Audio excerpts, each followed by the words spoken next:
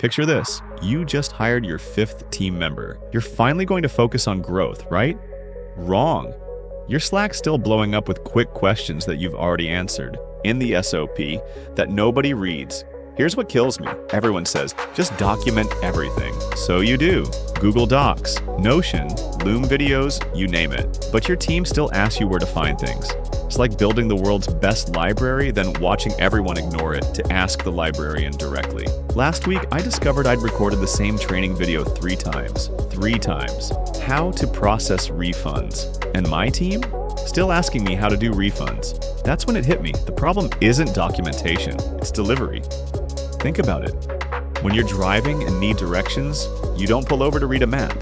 You use GPS that talks to you while you drive.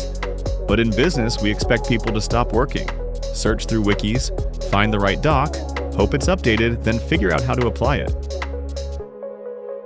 You know who figured this out? Amazon warehouse workers don't check manuals. Instructions appear on their scanners exactly when needed. McDonald's cash registers don't have instruction books.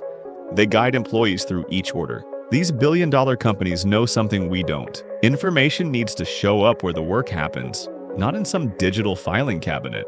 But I'm not Amazon, you're thinking. Exactly. You can't spend millions on custom software. So you're stuck in this weird middle ground.